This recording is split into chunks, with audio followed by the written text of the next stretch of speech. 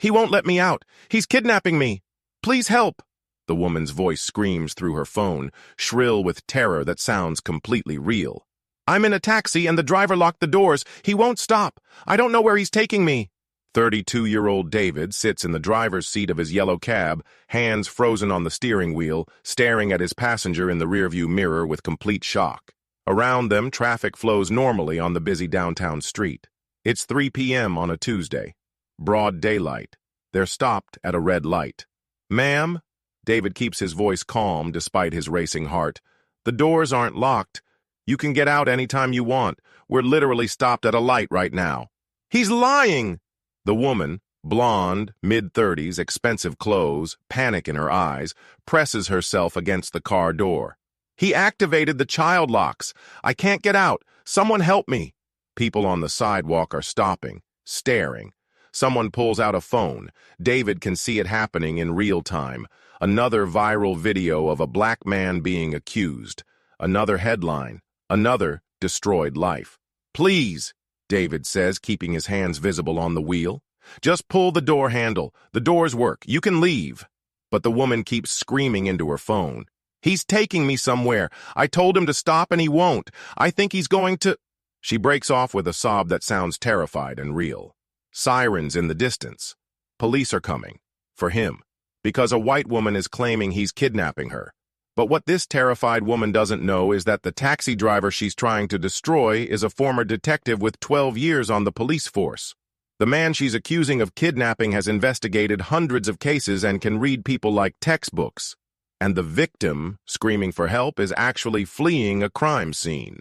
Something David noticed the moment she flagged down his taxi with shaking hands, mascara-streaked face, and a designer purse that didn't match the mall employee uniform she was wearing. The detective who became a taxi driver is about to prove his passenger isn't a victim. She's a suspect. And in the next 20 minutes, David's dash cam footage and detective training will not only save him from false accusations, it will expose a $47,000 theft ring and remind him that expertise doesn't disappear just because the system forced him to change careers.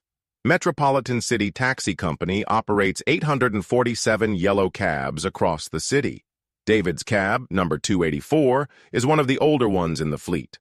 A 2015 Crown Victoria with 180,000 miles, worn seats, and a temperamental air conditioner. But it runs, and that's what matters. David had been driving this particular taxi for 8 months. Not because he wanted to, because he needed to survive after losing the career he'd spent 12 years building. He'd been a good detective, decorated even. Youngest person in his department to make detective at 26. Spent 6 years working robbery, then homicide. Solved cases other detectives couldn't crack. Had a 78% clearance rate, nearly double the national average. His life had been the job. Early mornings reviewing case files over coffee, late nights interviewing witnesses, weekends spent following leads that everyone else had abandoned. He loved it. Loved the puzzle of investigation. Loved bringing justice to victims. Loved knowing his work mattered.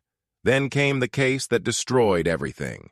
A prominent businessman's son accused of sexual assault. The victim was credible. The evidence was solid. But the family had money, serious money.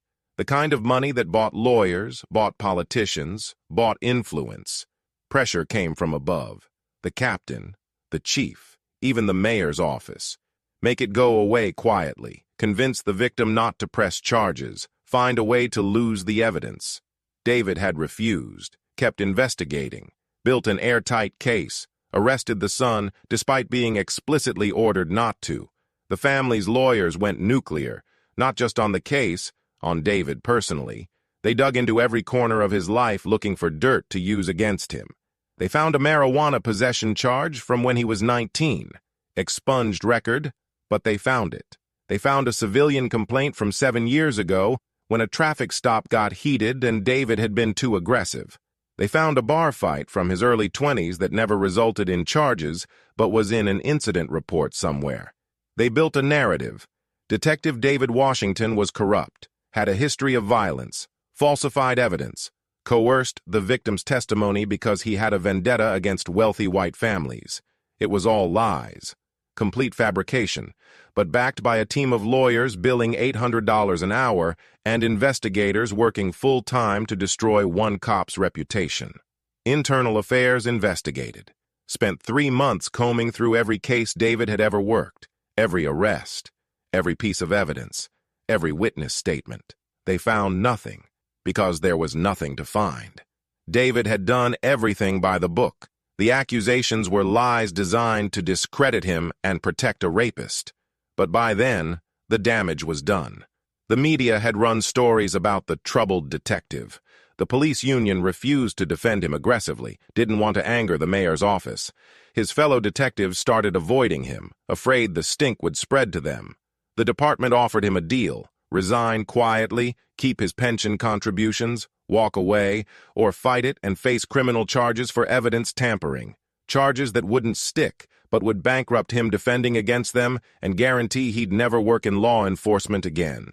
David had wanted to fight, wanted to stand up and prove his innocence, wanted to make them admit they were protecting a rapist to appease a political donor. His union lawyer had been blunt. "You're a black detective who arrested a white billionaire's son for rape. The fix is in. The system will destroy you if you fight. Take the resignation. Live to fight another day." David had tried anyway, hired a private attorney with money he didn't have, prepared to defend himself. Then the businessman's son was found dead, apparent suicide, though the circumstances were suspicious. The case evaporated overnight. The pressure disappeared. The investigation into David was quietly dropped. But the offer to resign stayed on the table. The department made it clear: leave now with your pension, or we'll find other reasons to fire you. We don't want you here anymore. David had resigned 18 months ago, walked out of the precinct for the last time carrying a box with 12 years of commendations, case files he'd kept as mementos, and a framed photo of him receiving his detective shield. At 32 years old, David was unemployed with a work history that raised red flags everywhere he applied.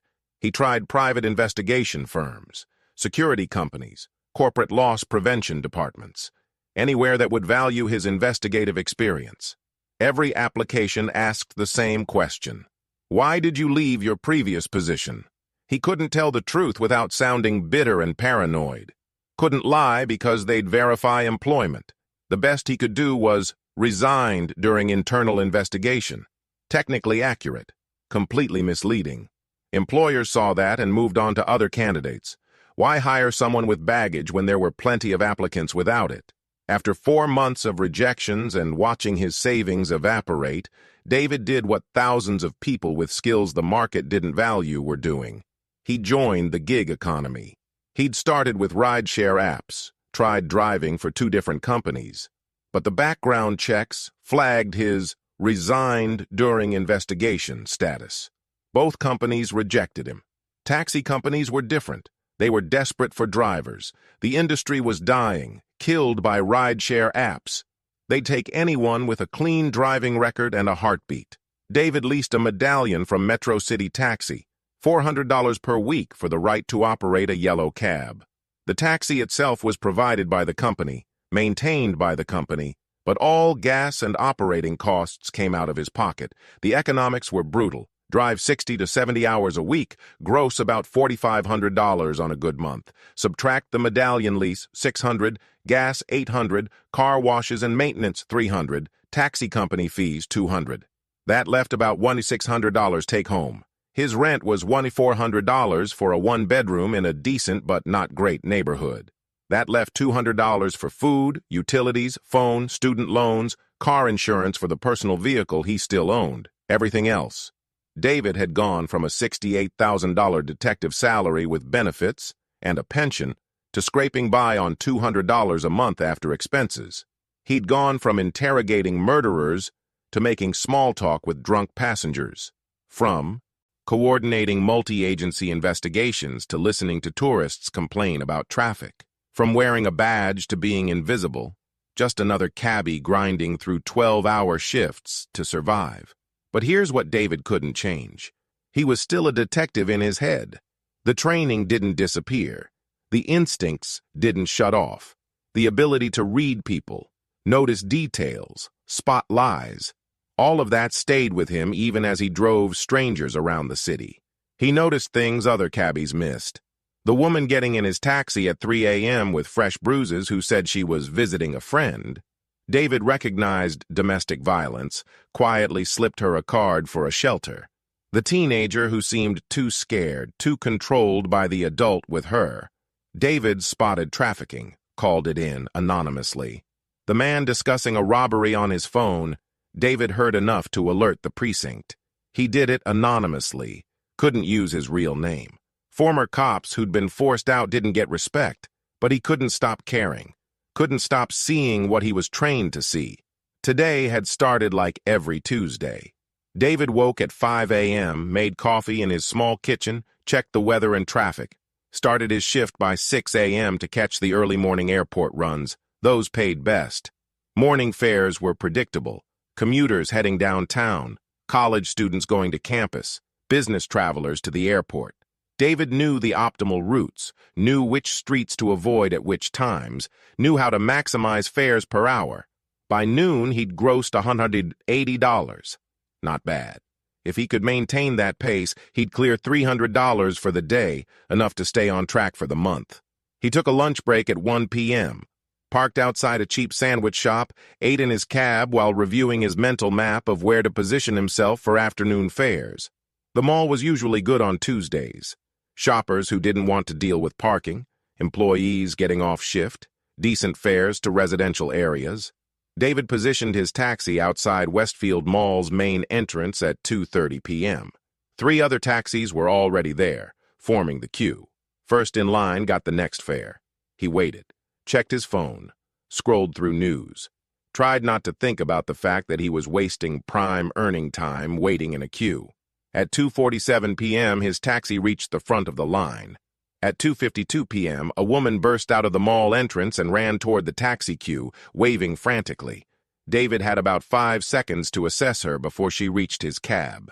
His detective brain processed details automatically.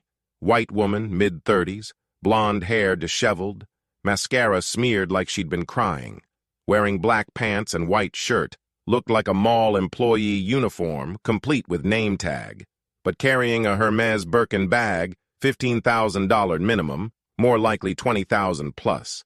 The contrast was immediate and jarring. She yanked open the back door and threw herself into the seat, pulling several shopping bags in with her. Go! Just drive! Her voice was shaking, genuine panic evident. David turned to look at her directly. This was the critical moment. Something was wrong. His instincts were screaming it. I need a destination, ma'am. Where are you heading? Just go. I'll tell you, please. She was looking back at the mall entrance like someone was chasing her. David didn't move the taxi. Ma'am, I need an address before I can start the meter. That's how taxi service works. She fumbled with her phone, hands shaking. Took her 10 seconds to focus enough to read an address. 2847 Oakwood Drive. It's in Riverside. Just go there. Please. David knew the area. Suburban neighborhood about 20 minutes away. Nice area. Houses that started at $800,000. Made sense with the expensive purse, didn't match the mall employee uniform. He started the meter, $2.50 base fare, and pulled away from the curb. That's when he started really observing. The woman collapsed back into the seat, breathing hard. David watched her in the rearview mirror while navigating out of the mall's parking complex. Her uniform shirt had a name tag, Jessica, Guest Services. But when her phone screen lit up with an incoming call, the name showed Jennifer C. Different names. Red flag. The shopping bags at her feet were from high-end stores, Nordstrom, Saks, Tiffany. David could see through the semi-transparent bags, merchandise with tags still attached. No receipts visible. The purse was authentic Hermes. David had worked enough theft cases to spot counterfeits. That bag cost more than Jessica Jennifer made in 6 months working mall guest services. Her mascara was smeared, but her eye makeup underneath was perfect and expensive. Professional job. Not the makeup of someone working a mall customer service desk for $15 an hour. She kept checking her phone, rejecting calls. Her hands were trembling. She'd look out the back window, then check her phone, then look out the window again. Every instinct David had developed over 12 years was telling him the same thing. This woman was running from something. And whatever she was running from, she'd just involved him in it. "Rough day at work?" David asked casually, keeping his tone light and conversational. "What?" "Oh, yeah. Just really long day." She wasn't looking at him, was staring out the window. "What do you do at the mall?" Brief hesitation. "Guest services, customer complaints, returns, that kind of thing." Lie. Delivered too quickly, too vaguely. David had interviewed enough suspects to recognize rehearsed answers. "Looks like you did some shopping." David gestured slightly toward the bags. "Oh, yeah. Employee discount, end-of-season sale." Another lie. The merchandise he could see had current season tags. No sale stickers. David didn't push, just filed the information away. Kept driving. They were 5 minutes into the trip when her phone started ringing insistently. Same caller. She kept rejecting it. Then a text message. David couldn't see what it said, but her reaction was visceral. Her face went pale. Her breathing got faster. She started typing frantically on her phone, deleting and retyping. Her fingers were shaking so hard she kept hitting wrong keys. David watched this in the mirror while navigating traffic. She was panicking about something, getting more agitated by the second. Then her phone rang again. Different caller this time. She answered it. "What?" "No, I'm not there anymore. I left work early." "No, you can't. Because I don't have to explain myself to you." She hung up abruptly, stared at her phone. David could see the exact moment she made a decision. She was going to run, or fight, or create a diversion. David had seen that look on hundreds of suspects' faces right before they bolted or attacked. "Actually," she said loudly, her voice changing from scared to aggressive, "why are you going this way? This isn't right." David frowned. He was following the GPS route to her destination, most direct path. "Ma'am, this is the route to Oakwood Drive in Riverside, the address you gave me." "No, it's not. You're going the wrong direction." Her voice was rising, creating a scene. "Where are you taking me?" David's pulse quickened, but he kept his voice calm. "I'm taking you to 2847 Oakwood Drive exactly as you requested. We're 15 minutes away." "I didn't request that address. You're lying. You changed it." She was yelling now. David immediately signaled and started pulling toward the curb. "Ma'am, if you're uncomfortable, I'll pull over right now and you can exit the taxi." "No, don't pull over. Keep driving." She contradicted herself. David stopped the taxi anyway. They were at a red light on a busy commercial street. Sidewalks full of pedestrians. Middle of the day, completely public. He put the car in park and turned to face her directly. "Ma'am, you said you wanted me to pull over. We're stopped. The doors aren't locked. You can exit anytime you want." That's when she pulled out her phone and dialed 911. David's world stopped. Every worst-case scenario he'd ever feared as a black man in America crystallized in that moment. 911, what's your emergency? "I'm in a taxi and the driver won't let me out. He's kidnapping me. Please send help." The words hit David like physical blows. Kidnapping. The most serious false accusation she could make. The kind of accusation that got black men killed by police. "Ma'am," David said very carefully, keeping his hands visible on the steering wheel, "that is not true. The doors are not locked. You can exit the vehicle right now." "He's lying," she screamed into the phone. "He locked the doors. I can't get out. He's been driving around refusing to stop. I don't know where he's taking me." David felt panic rising, but forced it down with the discipline of 12 years handling crisis situations. "Stay calm. Document everything. Protect yourself." He reached very slowly for his phone on the dashboard mount. Announced clearly, "I'm going to start recording this conversation for both our protection." "He's got his phone. He's taking pictures of me. Please hurry." Her voice broke into sobs that sounded genuine and terrified. David started his phone's voice recording app, placed it back on the mount where it was visible, spoke clearly for the recording. "This is David Washington, taxi number 284. The date is Tuesday, November 16th, 2025. The time is 3:07 p.m. I'm recording this trip for safety purposes. Ma'am, for the record, are the doors to this taxi locked? Yes, you locked them. I can't get out. She was sobbing into her phone. Ma'am, please try the door handle right now. While I'm recording, show me that the doors are locked. She didn't move toward the door, just kept crying into her phone, telling the 911 operator that the driver was threatening her, refusing to let her try the door, that she was terrified. David looked out the windshield. People on the sidewalk had stopped to stare. Someone had their phone out, recording. The light had turned green, but David wasn't moving. Cars behind him were honking. He made a deliberate, visible motion, reached for the door lock controls on his armrest, pressed the unlock button. All 4 doors unlocked with an audible click that the entire street could probably hear. They'd never been locked, but David wanted everyone to see and hear him unlock them. All doors are now unlocked, David said clearly into his recording. Ma'am, you are free to exit the vehicle at any time. The woman didn't move, stayed pressed against the door, screaming for help, and David understood with perfect clarity what was happening. She was creating evidence, creating witnesses, creating a narrative where she was the victim and he was the criminal.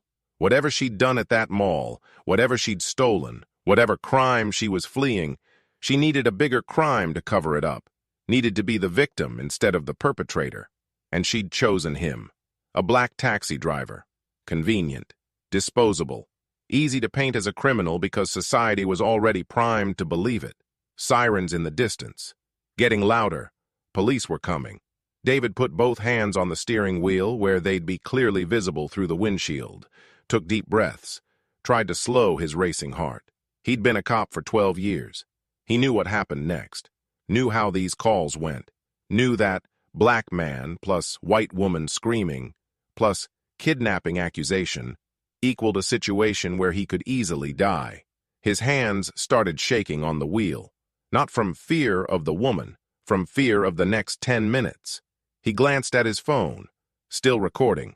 His dash cam was recording too, standard equipment in all Metro City taxis, running constantly. He had evidence, but evidence didn't matter if you were dead. Stay calm, he told himself. Hands visible at all times. Don't make sudden movements. Comply with every command immediately. Let them control the scene. Explain when they're ready to listen. You're innocent. The recording will prove it. But 12 years of police work had also taught him the ugly truth. Innocence didn't always protect you, especially not if you were black and accused by a white woman. The sirens were very close now. David could see flashing lights in his mirror. 3 police cars, 6 officers, all the force responding to a reported kidnapping in progress. This was it, the moment where David's detective training would either save his life or be completely irrelevant if someone's trigger finger was too quick. Officers jumped out of their vehicles with weapons drawn, not pointed at him yet, but hands on guns, ready. Driver, turn off the vehicle. Hands where we can see them. Now! David had practiced this scenario in his head 100 times since becoming a taxi driver, knew exactly what to do. He spoke loudly enough for everyone to hear. I'm complying completely. I'm going to turn off the engine, moving my right hand slowly to the ignition. He moved deliberately, turned the key. Engine died, took the keys out, held them up high where everyone could see them, placed them very carefully on the dashboard. Keys are on the dash, both hands are going back on the steering wheel. I'm not armed. I'm a taxi driver. This is a false accusation. Passenger, can you exit the vehicle? Are the doors locked? The woman sobbed loudly from the back seat. The doors are locked. He won't let me out. He's been driving me around for 30 minutes. I was so scared. Please help me. David kept his hands on the wheel, spoke clearly. The doors are unlocked, have been unlocked the entire time. This trip started 15 minutes ago according to the meter, not 30. I have dash cam footage and audio recording of the entire incident. Sir, step out of the vehicle. Keep your hands visible. This was the moment. David had to exit the taxi without doing anything that could be perceived as reaching for a weapon. I'm going to open my door with my left hand, very slowly. My right hand will stay visible. I'm unarmed. I'm complying. He opened the door, moved slowly, got out, kept both hands raised high. "Turn around! Face the vehicle! Hands on the roof of the taxi!" David did exactly that. Turned, placed his palms flat on the roof, spread his feet. The position of surrender and submission he'd seen 1,000 suspects take. Never thought he'd be taking it himself. Hands grabbed him, patted him down roughly but professionally, checking for weapons, finding his wallet, his phone from the mount, the taxi keys from the dash. "He's clean, no weapons. Check the taxi for weapons or contraband." David listened to officers opening doors, searching the front seat, the back seat, the trunk, finding nothing but taxi equipment, his registration, logbook, first aid kit. "Ma'am, the doors are unlocked. You can exit now. Are you injured?" David heard the back door open, heard the woman stumbling out, still crying. "Thank you. Oh, thank you. He locked me in. He wouldn't stop. He kept driving when I told him to stop. I was so scared I thought he was going to—" She broke off into sobs. "Ma'am, step over here, please. Officer Garcia will check you for injuries. Can you tell us what happened?" An officer was going through David's wallet. "Hey, Sarge, this guy has a police ID, old one. Says he's a detective." David heard the surprise in multiple voices. "What?" "Former detective," David said clearly, not moving from his position against the taxi. "I resigned from this department 18 months ago. I drive a taxi now. This woman is lying about being kidnapped. Everything she's saying is false. I have proof." "Sir, stay quiet. We'll get to questions in a moment." Another officer was examining David's phone. He was recording. Audio file running for— Pause while they checked. 14 minutes. Started at 2:53 p.m. according to the timestamp. "Check the taxi's dash cam. All our cabs have them." David listened to an officer review the dash cam system. Dash cam is recording. Shows the woman got in at the mall at 2:52 p.m. Trip meter started at 2:52. Current time is 3:07. That's 15 minutes, not 30. "Ma'am," an officer's voice addressing the woman, "the taxi's trip meter shows this ride started 15 minutes ago. You told 911 he'd been driving you around for 30 minutes. Can you explain that?" I don't know. It felt like forever. I was terrified. I wasn't checking the time." "And you said the doors were locked. We just checked. This taxi doesn't have child lock controls. The doors were unlocked when we arrived. Can you explain why you didn't exit the vehicle when the driver stopped at the red light?" "He didn't stop. He kept driving." "Ma'am, we have multiple witnesses who watched this taxi stopped at that light for at least 90 seconds. Several people saw you screaming, but none saw you attempt to open the door." The woman's story was falling apart. David stayed silent, stayed against the taxi. Let the evidence speak for itself.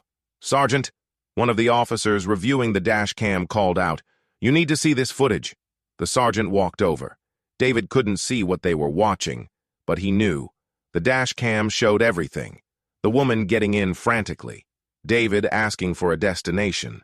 The calm drive. Her sudden accusations. David immediately pulling over. Her refusal to try the door. 2 minutes of silence while the sergeant reviewed footage. Then, "Sir, you can stand up. Put your hands down." David straightened slowly, lowered his arms, turned to face the sergeant. The sergeant was a Latino man in his late 40s with sergeant stripes and 20-plus years of experience written in his face. He looked uncomfortable. "Mr. Washington, the dash cam footage is very clear.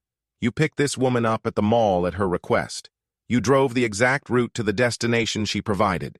When she started making accusations, you immediately pulled over and offered to let her out. The doors were never locked. She made no attempt to exit despite multiple opportunities." "That's correct, sir." The sergeant looked at David's police ID that another officer had handed him. "You were a detective here? Why'd you leave?" David chose his words carefully. "I arrested someone with political connections.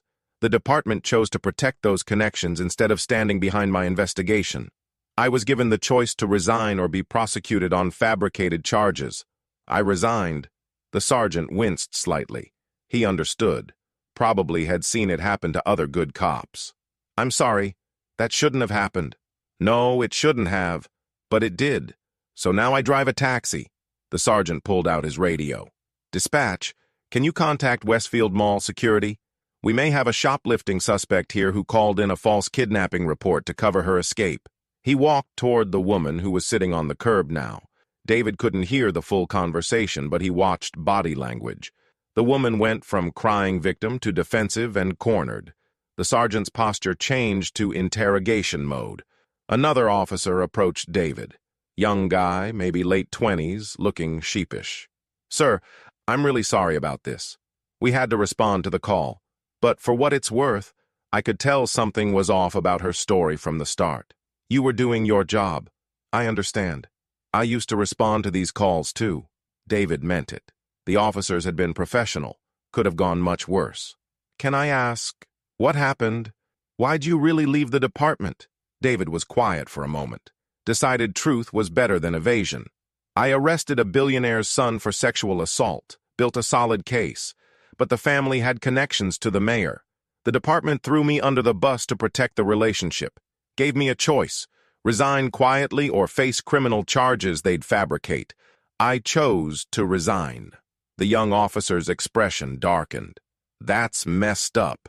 You did your job and they punished you for it. Welcome to reality.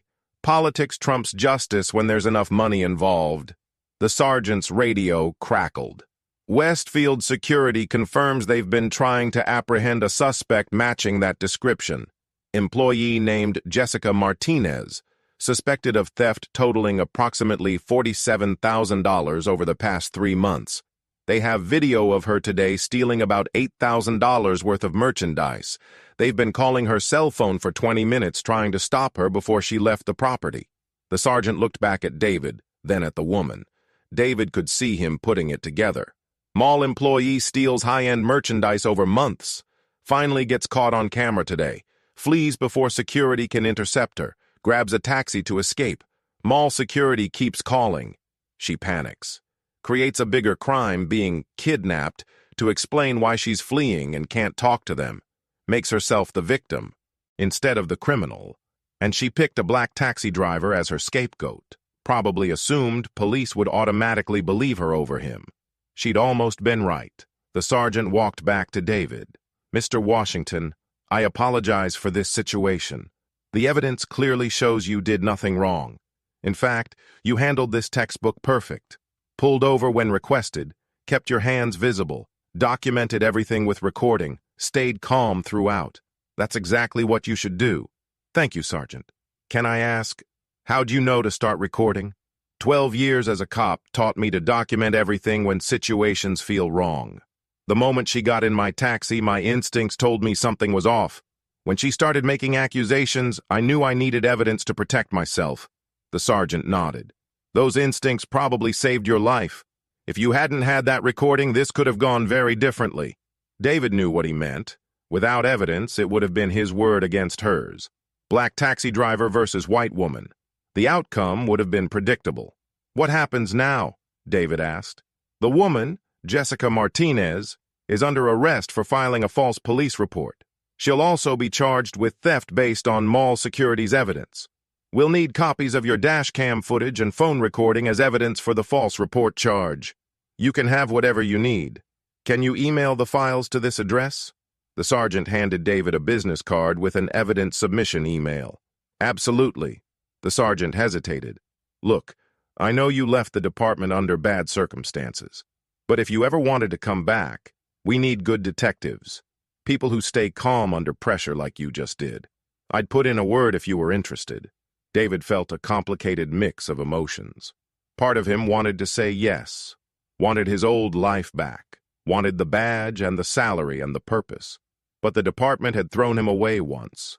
Would do it again the moment it became politically convenient. "I appreciate the offer, Sergeant, but I'm done with the department.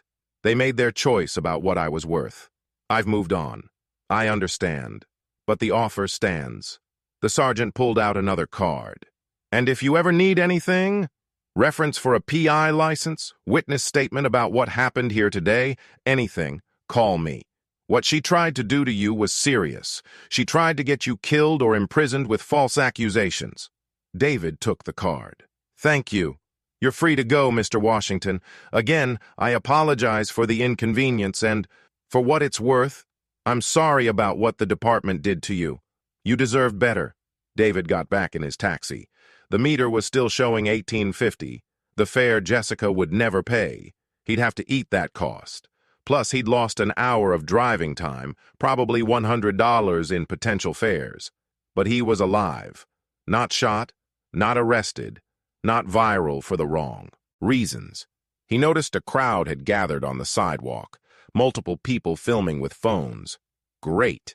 He'd probably be on social media anyway. But this time, at least the truth was on video.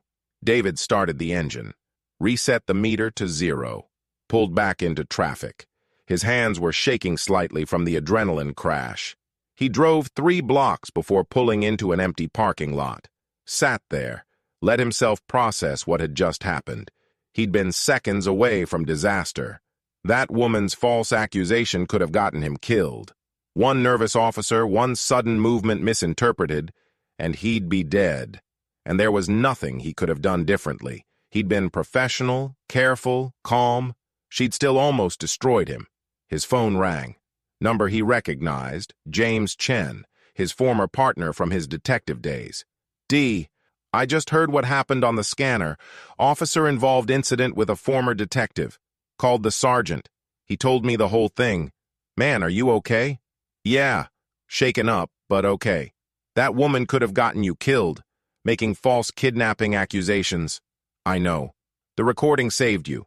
If you hadn't had that dash cam and your phone recording, this ends very differently. I know that too.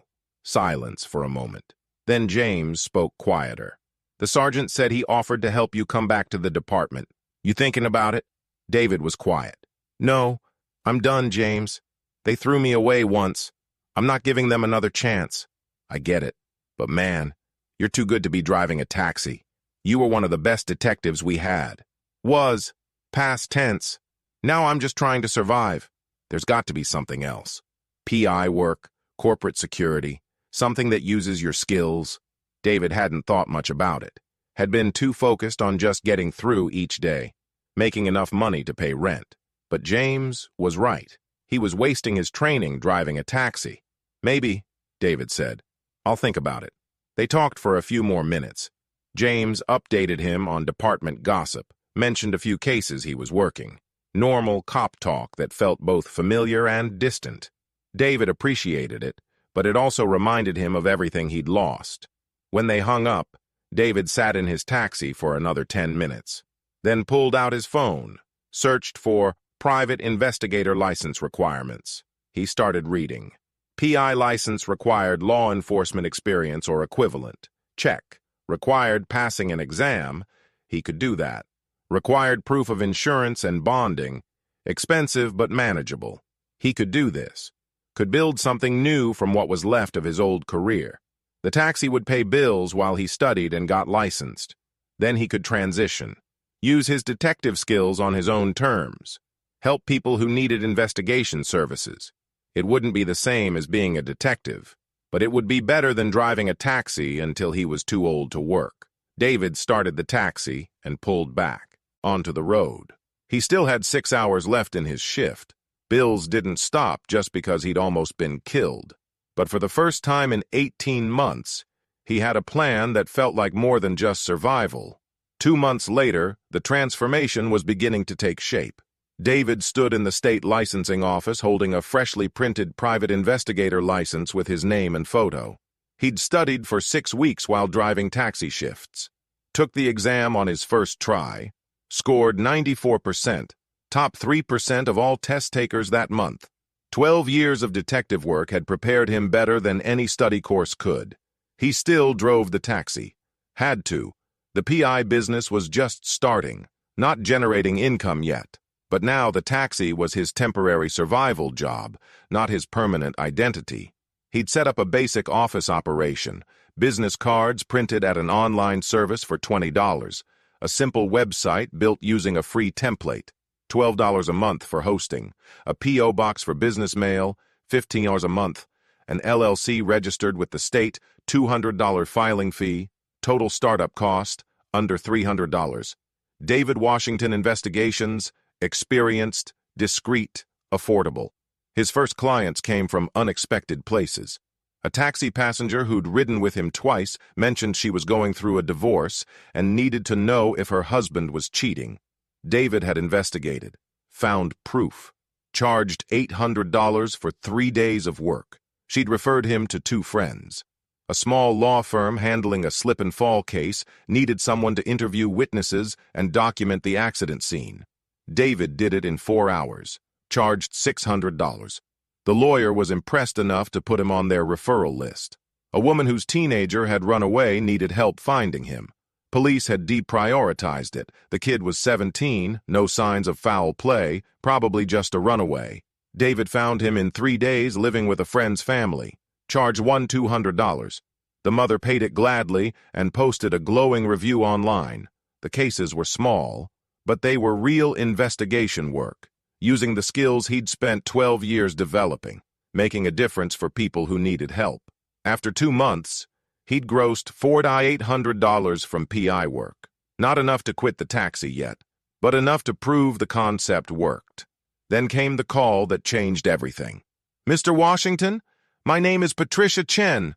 I'm a civil rights attorney. I saw the video of what happened to you, the false kidnapping accusation. The way you documented everything was remarkable." David remembered the incident. The video had gone moderately viral, 500,000 views. Black taxi driver falsely accused of kidnapping proves innocence with dash cam had made the rounds on social media for a week. "Thank you. I'm calling because my firm handles cases involving false accusations, police misconduct, discrimination. We need investigators who understand how these situations develop, how to document evidence properly, how to interview witnesses who've been traumatized by the system. Would you be interested in contract work?" David felt something shift.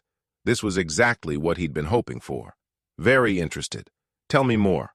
Patricia explained that her firm, Chen and Associates, specialized in civil rights litigation. They represented clients wrongfully arrested, falsely accused, victims of police brutality, employment discrimination cases, complex investigations that required someone who understood both sides, police procedures, and the experience of being targeted by the system. "We pay $150 an hour for investigation work, $400 an hour if you testify as an expert witness in court. Most cases require 15-20 hours of investigation work. We have about 20 active cases at any time. We could provide steady work if you're interested and available." David did the math. Even 10 hours a week at $150 was $1,500. 20 hours was $3,000. That was more than he cleared driving taxi 60 hours a week. "I'm very interested. When can we start?" "We have a case starting next week. Young black man accused of assault during a traffic stop. We believe the charges are false. Retaliation for him filming the officers. We need someone to investigate the officer's history, interview witnesses, document the scene. Can you handle that?" "Absolutely." "Perfect. I'll email you the case details and our contract. Welcome to the team, Mr. Washington." When David hung up, he sat in his taxi, parked outside a coffee shop on his break, and felt something he hadn't felt in nearly 2 years. Hope, real, genuine hope that his life was about to change. He opened his calendar, looked at his taxi shifts scheduled for the next 2 weeks, started calculating how much notice he needed to give the taxi company. Not yet. He'd work both jobs for a month, make sure the PI work was stable, build up some savings. Then he'd quit the taxi and never look back. His phone buzzed. Email from Patricia with the contract and case files. He opened it, started reading. The case was solid. Young man pulled over for a broken tail light that wasn't actually broken. Officers demanded he get out of the car. He asked why, politely, according to his account.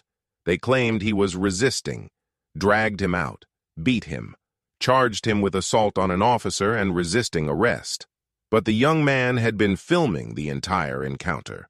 The video showed him being completely compliant, showed the officers escalating without cause, showed them hitting him while he tried to protect his head. The department had tried to suppress the video, claimed it was evidence in an ongoing investigation, but the young man's public defender had fought to get it released.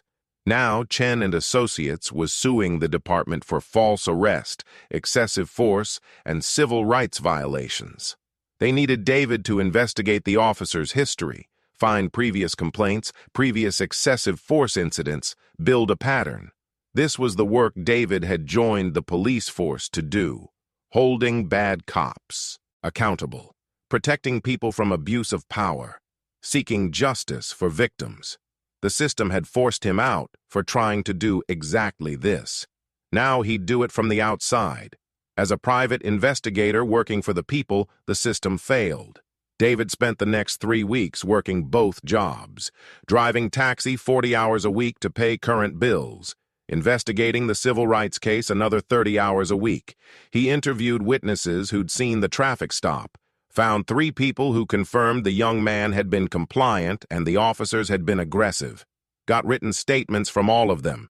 He researched the 2 officers involved, found that both had multiple excessive force complaints in their files. One had been involved in 3 shooting incidents in 5 years, all ruled justified. But David's detective instincts said the pattern was suspicious. The other had been sued twice for brutality. Department had settled both cases quietly. He documented everything in detailed reports, attached evidence, built a timeline, created a case file that any lawyer would love to present in court. Patricia called him after receiving the first report.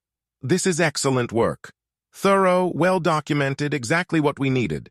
The detail about Officer Reynolds having 3 shootings in 5 years, our trial team didn't know that. That's going to be powerful in front of a jury. Happy to help. That's what the job requires.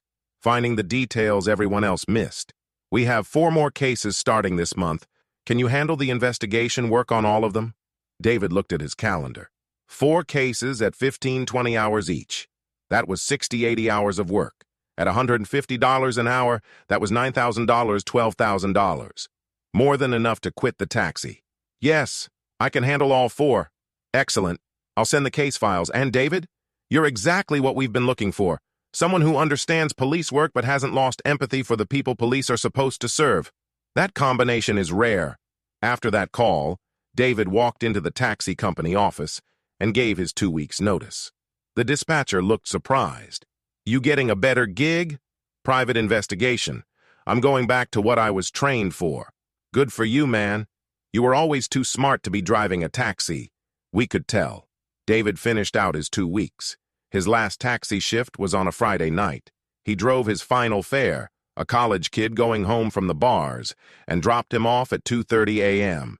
Then David drove the taxi back to the company lot, turned in his medallion lease, signed the checkout papers, walked away from 8 months of grinding 60-hour weeks for poverty wages.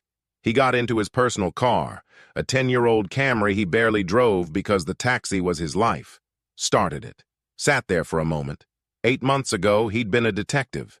Then he'd been forced out, spent 8 months driving a taxi, barely surviving, wondering if his career was permanently destroyed. Now he was a private investigator with steady work, good clients, and the opportunity to do meaningful investigation again. The path hadn't been straight, but he'd found a way back to using his skills. 1 year after being forced out of the police department, David sat in a courthouse waiting to testify as an expert witness. The case was Chen and Associates representing the young man from the traffic stop. David had investigated, found the evidence, documented the pattern of excessive force. Now he was here to present his findings to a jury. The defense attorney had tried to exclude his testimony. "He's biased against police. He was forced to resign." The judge had shut that down. "Mr. Washington has 12 years of experience as a detective and is now a licensed private investigator. His professional qualifications are beyond dispute. The jury will hear his testimony and decide what weight to give it." David took the stand, swore to tell the truth, looked at the jury. 7 women, 5 men, mix of races and ages. Patricia walked him through his investigation, the witnesses he'd found, the officer's history, the pattern of complaints and violence. "Mr. Washington, in your professional opinion as someone who worked as a detective for 12 years, do you believe the plaintiff's account of what happened during this traffic stop?" "Yes. The video evidence supports his account completely. The officers escalated a routine traffic stop into a violent confrontation despite the plaintiff being fully compliant. This matches a pattern I found in both officers' history of using excessive force during minor encounters. The defense attorney's cross-examination tried to discredit him. "Mr. Washington, you were forced to resign from the police department, weren't you? I was given a choice. Resign or be prosecuted on false charges designed to protect a politically connected rapist I'd arrested. I chose to resign rather than let them destroy me. So you have a grudge against police? I have a grudge against corrupt officers who abuse their power. I have tremendous respect for good cops who do their jobs with integrity. These two officers aren't good cops. The evidence proves it." The defense attorney tried several more angles. David answered each question calmly, precisely, backing everything with documentation. The jury was paying attention. David could see it. They believed him. The trial lasted 3 days. The jury deliberated for 2 hours. Verdict: liable on all counts. $2.3 million in damages awarded to the plaintiff. Both officers were fired within a week. The department announced new policies on use of force and accountability. Patricia called David after the verdict. "That testimony was perfect, clear, credible, well supported by evidence. The jury loved you. We have 6 more cases where we'd like you to investigate and potentially testify." 6 cases. At $150 for investigation plus $400 for testimony, David was looking at $40,000 in income over the next few months. He'd made $68,000 as a detective, working full-time with overtime. As a PI, he was on track to make $80,000 this year, working for himself, choosing his cases, helping people who actually needed help instead of serving a system that had betrayed him. Word spread. Other civil rights firms started calling. Defense attorneys who needed investigation work, people who'd been wronged by the system and needed someone who understood both sides. David hired an assistant, part-time college student who helped with paperwork and scheduling for 15 hours. Rented a small office, 1 room in a shared workspace for $400 a month. Got business insurance and professional liability coverage. He was building a real business, using his skills, making a difference. 18 months after being forced to resign, David was invited to speak at a law enforcement conference about accountability and investigation ethics. He almost said no, didn't want to face a room full of cops who might judge him for leaving the force. But Patricia convinced him. "Your story matters. You were pushed out for doing the right thing. Then you built a successful career helping people the system failed. That's a powerful message." David stood at the podium looking at 200 police officers, detectives, and law enforcement professionals. "When I was a detective," he began, "I thought the job was about catching bad guys, solving crimes, getting convictions. I was good at it. 78% clearance rate, multiple commendations, youngest detective in my department. Then I arrested a billionaire's son for rape, built a solid case, had strong evidence. But the family had political connections. The department chose to protect those connections instead of supporting my investigation. I was given a choice: resign quietly or be prosecuted on fabricated charges." The room was silent, everyone listening. "I resigned. Spent 8 months driving a taxi to survive. Made less than $2,000 a month after expenses. Went from solving murders to driving drunk college kids home from bars." He paused. "But I couldn't stop being a detective. Couldn't stop noticing things. Couldn't stop caring about justice, even though the system had shown me it didn't care about me. One day I picked up a woman who falsely accused me of kidnapping, called 911 and claimed I'd locked her in my taxi. I was seconds away from being shot by responding officers, but I documented everything with dash cam and audio recording. The evidence proved her accusations were lies." David looked at the officers in the audience. "That incident reminded me that I was still an investigator, still had skills, still had value even though the system had thrown me away. So I became a private investigator, started taking cases the system failed, false accusations, police misconduct, wrongful arrests. I used the same investigation skills I learned as a detective, but now I work for the people police are supposed to protect instead of for a system that protects itself." He let that sink in. "In the past year, I've investigated 23 cases of police misconduct, found evidence that led to officers being fired, prosecuted, sued. I've helped get $8 million in settlements for victims of police brutality and false arrest. Some of you probably think I'm a traitor, that I turned on law enforcement, that I'm helping criminals and hurting cops. David shook his head. I'm helping hold bad cops accountable. There's a difference. Good cops, the ones who do the job with integrity, should want bad cops removed from the force, because bad cops make everyone less safe and destroy public trust. The system pushed me out for trying to hold a rapist accountable. Now I hold bad cops accountable from outside the system. I'm doing the same work I always did, investigating crimes and seeking justice. I just had to find a different path to do it. He looked at the young officers in the front rows. If you're in this job because you believe in justice, because you want to help people, because you think good cops should be held to high standards, then we're on the same side, even if I'm not wearing a badge anymore. But if you're the kind of cop who thinks the badge makes you untouchable, who thinks you can abuse people because you have power, who thinks accountability is the enemy, then yeah, I'm your problem. Because I know your tactics. I know how you hide misconduct. I know how the system protects you. And I know how to find the evidence that proves you're dirty. The room was completely silent. I didn't choose to leave law enforcement. It pushed me out. But I found a way to use my training to make things better. To help people the system failed. To prove that expertise doesn't disappear just because you lose the badge. Some of you will face situations like I did, where doing the right thing costs you your career. When that happens, remember, the skills don't disappear. The training doesn't vanish. You can rebuild. You can find new ways to make a difference. And for those of you who stay in law enforcement, be the kind of cop that makes people like me unnecessary. Do the job with integrity. Hold yourselves and your colleagues accountable. Protect and serve everyone equally, not just the people with money and political connections. David stepped back from the podium, expected silence or maybe some polite applause. Instead, half the room stood up, applauding. The younger officers especially, the ones who joined because they believed in justice, not power. After the speech, dozens of officers approached him, thanking him, asking questions, sharing their own stories of being pressured to compromise their integrity. 3 of them asked for his business card. If I ever need to leave the department and want to do what you do, can I call you? Absolutely. One older detective pulled him aside. I was there when you arrested that businessman's son. I knew you were right, knew the PCO case was solid, but I stayed quiet when they came after you. I'm sorry. I should have stood up for you.